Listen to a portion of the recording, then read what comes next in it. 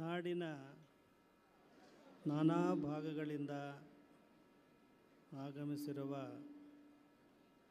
ಭಕ್ತಾದಿಗಳೇ,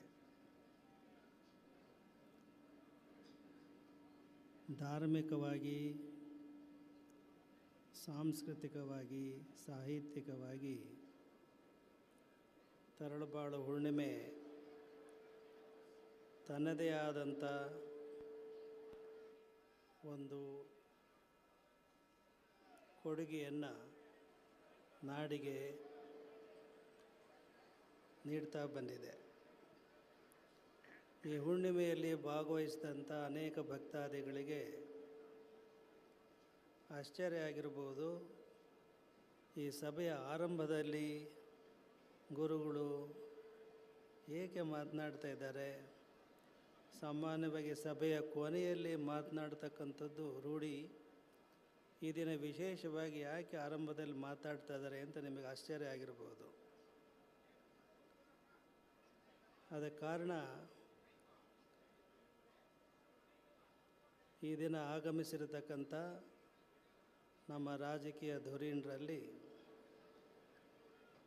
ಕೇಂದ್ರ ಸಚಿವರಾಗಿರ್ತಕ್ಕಂಥ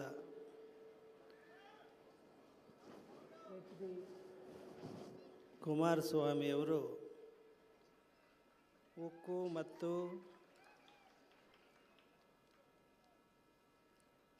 ಮತ್ತು ಬೃಹತ್ ಕೈಗಾರಿಕೆ ಸಚಿವರು ಕೇಂದ್ರ ಸರ್ಕಾರದಲ್ಲಿ. ನಮ್ಮ ಎಡಭಾಗದಲ್ಲಿ ಕೂತಿರ್ತಕ್ಕಂಥವರು ಸನ್ಮಾನ್ಯ ಯಡಿಯೂರಪ್ಪನವರು, ಮಾನ್ಯ ಮಾಜಿ ಮುಖ್ಯಮಂತ್ರಿಗಳು. ಯಡಿಯೂರಪ್ಪನವರಿಂದ ನಾವು ಸಾಕಷ್ಟು ಜನರಿಗೆ, ರೈತರಿಗೆ ಉಪಯೋಗ ಆಗ್ತಕ್ಕಂಥ ಏತ ನೀರಾವರಿ ಯೋಜನೆಯಲ್ಲಿ ಸಾಕಷ್ಟು ಅವರಿಂದ ನಾವು ಜನರಿಗೆ ಅನುಕೂಲವಾಗ್ತಕ್ಕಂಥ ಯೋಜನೆಗಳನ್ನು ಅವರಿಂದ ಮಂಜೂರು ಮಾಡಿಸಿದ್ದೀವಿ. ಈಗ ಕೇಂದ್ರ ಸಚಿವರಾದಂತಹ ಸನ್ಮಾನ್ಯ HD ಕುಮಾರಸ್ವಾಮಿಯವರು ಕೇಳಿಸ್ತಾ ಇಲ್ವಾ?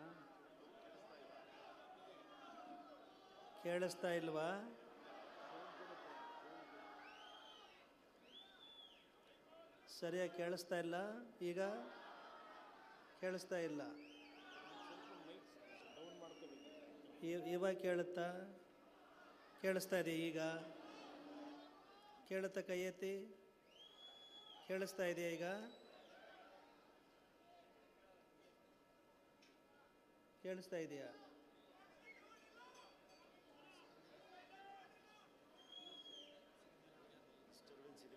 ಏನಾಗಿದೆ?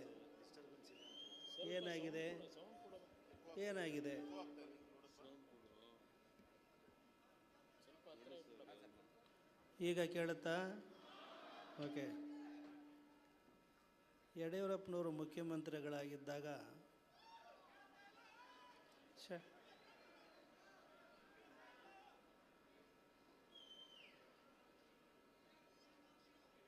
ಅವರು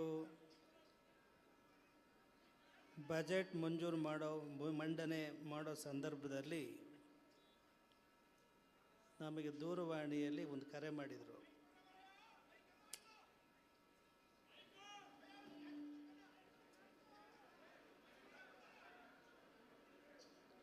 ಇವಾಗ ಕೇಳ್ತಾ ಇದೆಯಾ?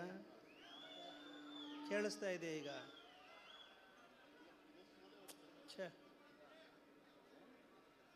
ಏನಾಗಿದೆ ನೋಡಪ್ಪ, ಏನಾಗಿದೆ ನೋಡು.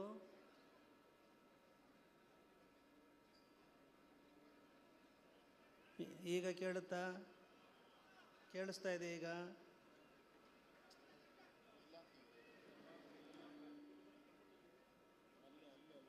ಯಾರು ತಜ್ಞರು ಯಾರಿದ್ದಾರೆ ನೋಡಿ? ತಜ್ಞ ಇಂಜಿನಿಯರ್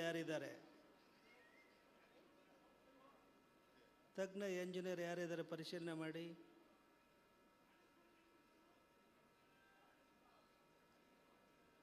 ಈಗ ಅಕ್ಕಿ ಕೇಳುತ್ತಲ್ಲ? ಕೇಳುತ್ತೆ. ಹಾಂ,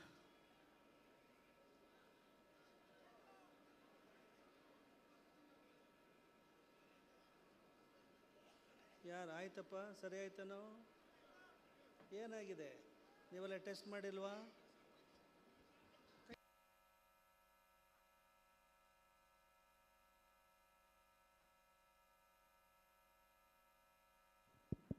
ಹಲೋ ಹಲೋ.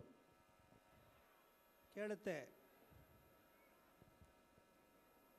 ಸನ್ಮಾನ್ಯ ಯಡಿಯೂರಪ್ಪನವರು ಮುಖ್ಯಮಂತ್ರಿಗಳಾಗಿದ್ದಾಗ ಬಜೆಟ್ ಮಂಜೂರು ಮಾಡೋದಿತ್ತು ನಾಳೆ. ಹಿಂದಿನ ದಿನ ನಮಗೆ ಫೋನ್ ಮಾಡಿದರು, ನಾಳೆ ನಾನು ಬಜೆಟ್ ಮಂಡನೆ ಮಾಡ್ತಾಯಿದ್ದೀನಿ, ತಮ್ಮ ಮಠಕ್ಕೆ ಏನಾದರೂ ಕೊಡಬೇಕು ಅನ್ನುವ ಮನಸ್ಸು ಆಸೆ ಇದೆ ನನಗೆ, ಏನು ಕೊಡಲಿ ಅಂತ ಕೇಳಿದರು. ನಾವಾಗ ದೆಹಲಿಗೆ ಹೊರಟಿದ್ವಿ, ವಿಮಾನ ನಿಲ್ದಾಣಕ್ಕೆ ಹೋಗ್ತಾ ಇದ್ವಿ. ಭಾಳ ಅನಿರೀಕ್ಷಿತ ಕರೆ ಅವ್ರದ್ದು. ಆಗ ಅನಿರೀಕ್ಷಿತ ಪ್ರಶ್ನೆ. ನಾವು ಅವ್ರು ಹೇಳಿದ್ದೀವಿ, ನೋಡಿ ನೀವು ಮಠಕ್ಕೆ, ನಮ್ಮ ಮಠಕ್ಕೆ ನೀವು ಹಣ ಮಂಜೂರು ಮಾಡಿದರೆ ನೀವು ಕೆಟ್ಟ ಹೆಸರು ತಗೊಳ್ತೀರಿ, ಮಠಕ್ಕೆ ಏನು ಮಾಡಬೇಡಿ, ಮಠಕ್ಕೆ ಭಕ್ತಾದಿಗಳು ಕಾಣಿಕೆ ಕೊಡಿದ್ದಾರೆ, ನಮ್ಮ ಸಿರಿಗೆರೆ ಸುತ್ತಮುತ್ತ ಜನರಿಗೆ ಕುಡಿಲಿಕ್ಕೆ ನೀರಿನ ತೊಂದರೆ ಇದೆ, ಅದಕ್ಕೇನಾದರೂ ಒಂದು ಯೋಜನೆಯನ್ನು ನೀವು ಮಂಜೂರು ಮಾಡಿ ಅಂತ ಹೇಳಿದ್ವಿ ಬಜೆಟ್ನಲ್ಲಿ. ದೆಹಲಿ ಮುಟ್ಟಿದ ಮೇಲೆ ದೂರವಾಣಿಯಲ್ಲಿ ವರದಿ ಅವರು ಬಜೆಟ್ ಮಂಜೂರು ಮಾಡಿದ್ದು ಕೇಳಿದ್ವಿ. ನಮ್ಮ ಅಪೇಕ್ಷೆಯಂತೆ ಆಗ ಅವರು 25 ಕೋಟಿ ರೂಪಾಯಿಗಳನ್ನು ನೀರಾವರಿಗೆ ಮಂಜೂರು ಮಾಡಿದರು.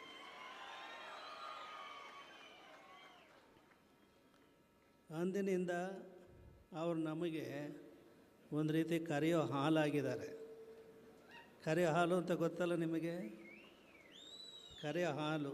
ನಮ್ಮೆಲ್ಲ ಏತ ನೀರಾವರಿ ಯೋಜನೆಗಳಿಗೆ ನೂರಾರು ಕೋಟಿ ರೂಪಾಯಿಗಳನ್ನು ಅವರು ಮಂಜೂರು ಮಾಡಿದ್ದಾರೆ. ಜಗಳೂರು ಏತ ನೀರಾವರಿ ಇರ್ಬೋದು, ಭರಮಸಾಗರ ಏತ ನೀರಾವರಿ ಇರ್ಬೋದು, ಇಲ್ಲಿ ತರಳಬಾಳು ಹುಣ್ಣಿಮೆ ಹಳೆ ಬೀಡಲ್ಲಿ ನಡೆದಾಗ ಅಲ್ಲಿ ನೀರಾವರಿ ಯೋಜನೆ ಇರ್ಬೋದು, ಅನೇಕ ಯೋಜನೆಗಳಿಗೆ ಮಂಜೂರು ಮಾಡಿದ್ದಾರೆ. ಈಗ ಅವರು ಅಧಿಕಾರದಲ್ಲಿ ಇಲ್ಲ, ಆದರೂ ಅವ್ರ ಮೇಲೆ ನಮ್ಮ ಅಭಿಮಾನ, ಅದಕ್ಕೇನು ಕೊರತೆ ಇಲ್ಲ. ಅಧಿಕಾರದಲ್ಲಿ ಇರಲಿ ಇರದೇ ಇರಲಿ, ಅವರು ಮಾಡಿದ ಸೇವೆಯನ್ನು ನಾವು ಸಾರ್ವತ್ರಿಕವಾಗಿ ಅದನ್ನು ಕೃತಜ್ಞತೆಯಿಂದ ಸ್ಮರಿಸ್ಲಿಕ್ಕೆ ಬಯಸ್ತೀವಿ.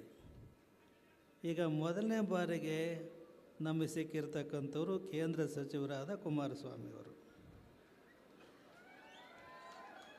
ಅವರು ಬೇಗ ಈಗ ಅವರು ದೆಹಲಿಗೆ ಹೋಗಬೇಕಾಗಿದೆ. ಅವರು ಮಾತನಾಡಿ ನಿರ್ಗಮಿಸಬೇಕಾಗಿದ್ದಾರೆ. ನಾವು ಅವ್ರಿಗೆ ಹೇಳಿದ್ವಿ, ನೀವು ಮಾತಾಡೋಕ್ಕೆ ಮುಂಚೆ ನಾವೊಂದೆರಡು ಮಾತು ಹೇಳ್ತೀವಿ, ಅದಕ್ಕೆ ನಿಮ್ಮ ಸಕಾರಾತ್ಮಕ ಪ್ರತಿಕ್ರಿಯೆಯನ್ನು ನಾವು ನಿರೀಕ್ಷೆ ಮಾಡ್ತೀವಿ ಅಂತ ಹೇಳಿದ್ದೀವಿ. ಹೀಗಾಗಿ ನಾವು ಆರಂಭದಲ್ಲಿ 2 ಮಾತುಗಳನ್ನು ಹೇಳಲಿಕ್ಕೆ ಬಯಸ್ತೀವಿ. ಅದಕ್ಕೂ ಮುಂಚೆ ನಾವು ಬೆಳಿಗ್ಗೆ ಹೊರಟಿದ್ದು ಸಿರಿಗೆರೆಯಿಂದ 10 ಗಂಟೆಗೆ. ನಾವು 10 ಗಂಟೆ ಹೊರಟರು, ಸತತವಾಗಿ ಪ್ರಯತ್ನ ಮಾಡಿ ಸೀದಾ ಈ ವೇದಿಕೆಗೆ ಬಂದಿದ್ದೀವಿ. ಬಿಡಾರಕ್ಕಿನ್ನೂ ಹೋಗಿಲ್ಲ. ನಮಗೇನು ಆಯಾಸ ಆಗಿಲ್ಲ. ಹೇಗೆ ಅಂದರೆ, ತಾಯಂದ್ರಿಗೆ ಪ್ರಸವದ ಸಂದರ್ಭದಲ್ಲಿ ಭಾಳ ನೋವು ಉಂಟಾಗುತ್ತಂತೆ. ಆದರೆ ಕೈಗೆ ಮಗು ಸಿಕ್ಕ ಮೇಲೆ, ಅದು ಗಂಡು ಮಗು ಸಿಕ್ಕ ಮೇಲೆ ಆ ಎಲ್ಲ ಹೆರಿಗೆ ನೋವು ಮಾಯ ಆಗಿಬಿಡುತ್ತಂತೆ. ಹಾಗೆ ನಾವು ಸಿರಿಗೆರೆಯಿಂದ 10 ಗಂಟೆಗೆ ಹೊರಟು ಸತತ ಪ್ರಯಾಣ ಮಾಡಿಕೊಂಡು ನಾವು ಇಲ್ಲಿಗೆ ಬಂದಾಗ ಸಾಕಷ್ಟು ಆಯಾಸ ಆಗಿದ್ರೂ ಸಹ ನಿಮ್ಮನ್ನೆಲ್ಲ ನೋಡಿದಾಗ ಆಯಾಸ ಎಲ್ಲ ಕಣ್ಮರೆಯಾಗಿದೆ ಅಂತ ನಾವು ಹೇಳಲಿಕ್ಕೆ ಬಯಸ್ತೇವೆ. ನಮ್ಮ ಯುವಕರು ಆ ಮೋಟ್ರ್ ಬೈಕ್ಗಳೇನು ಹೊಡಿತಿದ್ರು, ನಾವು ನಿಷೇಧ ಮಾಡಿದ್ವಿ ಬೈಕ್ ರ್ಯಾಲಿಯನ್ನು. ಆದರೂ ನಮ್ಮ ಯುವಕರು ಕೆಲವರು ಆ ಮೋಟ್ರ್ ಬೈಕನ್ನು ಓಡಿಸುವಾಗ ಅವರು ಗುಂಡು ಹೊಡೆಯೋದು ಕೇಳಿಸ್ತಾ ಇತ್ತು. ಆ ಮೋಟ್ರ್ ಬೈಕೇನು ಕೆಟ್ಟು ಹೋಗಿದೆಯಾ ಅಂತ ನಾವು ಯಾರನ್ನೋ ಕೇಳಿದ್ವಿ. ಕೆಟ್ಟು ಹೋಗಿಲ್ಲ, ಆ ಥರ ಏನೋ ಶಬ್ದ ಮಾಡ್ತಾರಂತ ಸೈಲೆನ್ಸರ್ನಲ್ಲಿ ಅಲ್ಲ, ಅದಕ್ಕೇನೋ ಹೇಳ್ತಾರೆ, ಅದಕ್ಕೆ ಗೊತ್ತಿಲ್ಲ ನಮಗೆ. ಅದೊಂದು ರೀತಿ ಗುಂಡು ಹೊಡೆದಂಗೆ ಆಗ್ತಾಯಿತ್ತು. ನಾವು ಹೇಳಕ್ಕೆ ಬಯಸೋದು, ನೀವು ಗುಂಡು ಹೊಡೀರಿ, ಆದರೆ ಗುಂಡು ಹಾಕಬೇಡ್ರಿ ಅಂತ ಹೇಳೋಕ್ಕೆ ಇಷ್ಟಪಡ್ತೀವಿ. ಎಷ್ಟಾದರೂ ಗುಂಡು ಹೊಡೀರಿ. ಕೇಂದ್ರ ಸಚಿವರು ಹೇಳ್ತೀವಿ, ನಮ್ಮ ರಕ್ಷಣಾ ಸಚಿವರಿಗೆ ನಮ್ಮ ಯುವಕರನ್ನೆಲ್ಲ ರೆಕಮೆಂಡ್ ಮಾಡಿರಿ, ಇವರು ಸೈನಿಕ ಸೇರೋ ಹಾಗೆ. ಯಾರಾದರೂ ಶತ್ರುಗಳು ನಮ್ಮ ದೇಶದ ಮೇಲೆ ಬಂದರೆ, ದಾಳಿ ಮಾಡಿದರೆ, ಈ ಗುಂಡು ಹೊಡಿತಕ್ಕಂಥ ನಮ್ಮ ಈ ಯುವಕರನ್ನು ನಿಮ್ಮ ಸೈನ್ಯಕ್ಕೆ ಸೇರಿಸೋ ಹಾಗೆ ನಾವು ರೆಕಮೆಂಡ್ ಮಾಡ್ತೀವಿ, ಕರ್ಕೊಂಡು ಹೋಗಿ ಅವ್ರನ್ನ. ಇದು ಕುವೆಂಪು ವೇದಿಕೆ. ಕುವೆಂಪುರವರು ಒಂದು ಕವಿತೆ ಬರೆದ್ದಾರೆ. ಮುಂದೊಂದು ಗುರಿಯಿತ್ತು, ಹಿಂದೊಬ್ಬ ಗುರುವಿತ್ತ, ಸಾಗಿತ್ತು ರಣಧೀರರ ದಂಡು. ಮುಂದೆ ಗುರಿಯಿಲ್ಲ, ಹಿಂದೆ ಗುರುವಿಲ್ಲ, ಓಡಿತ್ತು ರಣ ಹೇಡಿಗಳ ದಂಡು ಅಂತ ಹೇಳಿ. ಎಷ್ಟು ವ್ಯತ್ಯಾಸ ಇದೆ ನೋಡಿ. ಮುಂದೊಂದು ಗುರಿ ಇತ್ತು, ಮುಂದೊಂದು ಗುರಿ. ನಮ್ಮೆಲ್ಲ ಯುವಕರಿಗೆ ಇಲ್ಲಿ ತರಳಬಾಳು ಹುಣ್ಣಿಮೆ ಮಹೋತ್ಸವದಲ್ಲಿ ಭಾಗವಹಿಸಬೇಕು ಅನ್ನೋ ಗುರಿ. ಹಿಂದೆ ಗುರುಗಳಿದ್ದರು. ಸಾಗಿತ್ತು ರಣಧೀರರ ದಂಡು ಅಂತ ನಮಗೆ ಕುವೆಂಪು ಅವರ ಮಾತು ಆಗ ನೆನಪಾಯಿತು. ಅದರ ನಂತರ ನಿಮ್ಮ ಮೇಲಿರ್ತಕ್ಕಂಥ ಹೊಣೆಗಾರಿಕೆ ಬಹಳವಾಗಿದೆ. ಅದನ್ನು ಸೂಕ್ಷ್ಮವಾಗಿ ನಾವೀಗ ಹೇಳಿದ್ದೀವಿ. ನಮಗೆ ಆರಂಭದಲ್ಲಿ ಮಾತನಾಡುವ ಒಂದು ಉದ್ದೇಶ ಏನಿತ್ತು ಅಂದರೆ, ಈ ಈ ಭಾಗ 100-150 ಎಕರೆ ಏನಿದೆ, ಇಲ್ಲಿ ಯಾರೂ ಇಲ್ಲಿ ಕಾಲಿಡೋ ಸ್ಥಿತಿಯಲ್ಲಿ ಇರಲಿಲ್ಲ ಅಂತ ನಾವು ಕೇಳಿದ್ದೀವಿ. ನಮ್ಮ ಕಾರ್ಯಕರ್ತರು, ತರಳಬಾಳು ಹುಣ್ಣಿಮೆ ಸಮಿತಿಯವರು ಈ ಜಾಗ ಮೊದಲು ಹೇಗಿತ್ತು ಅಂತ ಭದ್ರಾವತಿ ಜನರಿಗೆ ಗೊತ್ತಿದೆ, ನಮಗೆ ಗೊತ್ತಿಲ್ಲ. ಇಲ್ಲಿರೋರಿಗೆ ಗೊತ್ತಿದೆ. ಇದೆಲ್ಲ ಕಸದ ಒಂದು ಗುಂಡಿಯಾಗಿತ್ತು. ಭದ್ರಾವತಿಯ ಏನೇನು ಕಸ ಇತ್ತೋ ಅದೆಲ್ಲ ಕಸವನ್ನು ತಂದು ಇಲ್ಲಿ ಬಿಸಾಡ್ತಾ ಇದ್ದರು ಅಂತ ಕೇಳಿದ್ದೀವಿ. ಈಗ ಎಷ್ಟು ಸ್ವಚ್ಛ ಆಗಿದೆ ಅಂದರೆ, ಈ ಸ್ವಚ್ಛ ಆದಮೇಲೆ ಮತ್ತೆ ಕಸ ಎಲ್ಲಿ ಬೀಳಬಾರ್ದು. ಹಾಗೆ ಅಂಥ ಒಂದು ವ್ಯವಸ್ಥೆ ನಮ್ಮ ಸರ್ಕಾರಗಳು ಮಾಡಬೇಕು. ಇದು ಕೇಂದ್ರ ಸರ್ಕಾರದ ಅಧೀನದಲ್ಲಿದೆ ಅಂತ ನಾವು ಭಾವಿಸ್ತೇವೆ. ತಕ್ಷಣವೇ ಇಲ್ಲಿ ಆಗಬೇಕಾಗಿರೋದು ಅಂತಂದರೆ, ನಾವು ಕೇಂದ್ರ ಸಚಿವರಾದಂಥ ಕುಮಾರಸ್ವಾಮಿ ಅವರಿಗೆ ನಾವು ಕೇಳ್ಕೊಳ್ಳೋದು, ತಕ್ಷಣವೇ ಒಂದು ಬೇಲಿಯನ್ನು ಇಲ್ಲಿ ಹಾಕಬೇಕು. ಇದು 100-150 ಎಕರೆ ಇದೆ. ಇದಕ್ಕೊಂದು ಬೇಲಿಯನ್ನು ಹಾಕಿ ವಯಸ್ಸಾದವರು ಅಥವಾ ಅಂಕ ಸಾಧನೆ ಮಾಡತಕ್ಕಂಥವರಿಗೆ ಇಲ್ಲಿ ವಿಹಾರ ಮಾಡೋ ಹಾಗಿರಬೇಕು. ಆ ರೀತಿಯ ಒಂದು ವ್ಯವಸ್ಥೆಯನ್ನು ಮಾಡಿ ಈ ಜಾಗವನ್ನು ರಕ್ಷಣೆ ಮಾಡಬೇಕು ಅಂತ ಬಯಸ್ತಾರೆ. ನಿಮಗೆ ಇತಿಹಾಸ ಗೊತ್ತಿದೆಯೋ ಇಲ್ಲೋ, ಪ್ರಜಾಪ್ರಭುತ್ವ ಕಾಲ, ನಾಲ್ವಡಿ ಕೃಷ್ಣರಾಜ ಒಡೆಯರವರು ಅವರ ಕಾಲದಲ್ಲಿ 18 ಜನವರಿ 1923 ಇಲ್ಲಿ VSNL ಕಾರ್ಖಾನೆ ವಿಶ್ವೇಶ್ವರಯ್ಯನವರಿಂದ ಅವರ ತಾಂತ್ರಿಕತೆಯ ಪರಿಣತಿಯಲ್ಲಿ ಇಲ್ಲಿ ಸ್ಥಾಪನೆ ಆಗಿದ್ದು 18 ಜನವರಿ 1923ನೇ ಇಸ್ವಿ. ಇಲ್ಲಿಗೆ ಎಷ್ಟಾಯಿತು? ಇಲ್ಲಿಗೆ 103 ವರ್ಷಗಳಾದವು. ಅಂದಿದ್ದದ್ದು ಪ್ರಜಾಪ್ರಭುತ್ವ ಅಲ್ಲ, ರಾಜಪ್ರಭುತ್ವ. ಈಗಿರತಕ್ಕಂಥದ್ದು ಪ್ರಜಾಪ್ರಭುತ್ವ. ರಾಜಪ್ರಭುತ್ವದಲ್ಲಿ ಸ್ಥಾಪನೆಯಾದಂಥ ಈ ಕಾರ್ಖಾನೆ ಪ್ರಜಾಪ್ರಭುತ್ವದ ಕಾಲದಲ್ಲಿ ಹಾಳು ಹಂಪೆಯಾಗಿರ್ತಕ್ಕಂಥದ್ದು ಬಹಳ ಶೋಚನೀಯ. ಹಾಳು ಹಂಪೆಯಾಗಿದೆ ಇದು. ಆ ಕಾರಣಕ್ಕಾಗಿ ನಾವು ಸನ್ಮಾನ್ಯ ಸಚಿವರಿಗೆ ಸೂಚಿಸೋದು ಇಷ್ಟೇ, ಎರಡೇ ಮಾತು ಹೇಳಿಬಿಡ್ತೀವಿ. ಈ ತರಳಬಾಳು ಹುಣ್ಣಿಮೆ ಮಹೋತ್ಸವದಲ್ಲಿ ಏನೇನು ಕಾಣಿಕೆ ಸಂಗ್ರಹ ಇದೆ ಭಕ್ತಾದಿಗಳಿಂದ, ಇದರ ಖರ್ಚು ವಜಾಜಾತ ಏನು ಉಳಿಯುತ್ತೋ ಅದಕ್ಕೆ ನಾವು ಮಠದಿಂದ ಸೇರಿಸಿ 5 ಕೋಟಿ ರೂಪಾಯಿಗಳನ್ನು ನಾವು ನಿಮಗೆ ವಾಗ್ದಾನ ಮಾಡ್ತೀವಿ. ಇದರಲ್ಲಿ ಎಷ್ಟು ಉಳಿಯುತ್ತೋ ಗೊತ್ತಿಲ್ಲ, 50 ಲಕ್ಷ ಉಳಿಯುತ್ತೋ ಎಷ್ಟು ಉಳಿಯುತ್ತೋ ಗೊತ್ತಿಲ್ಲ. ಆದರೆ ನಾವು ಮಠದ ವತಿಯಿಂದ ಭಕ್ತಾದಿಗಳಿಂದ ಭಿಕ್ಷೆ ಎತ್ತಿ ಆದರೂ 5 ಕೋಟಿ ರೂಪಾಯಿಗಳನ್ನು ಕೇಂದ್ರ ಸರ್ಕಾರಕ್ಕೆ ನಾವು ಕೊಡಲಿಕ್ಕೆ ಸಿದ್ಧರಿದ್ದೀವಿ.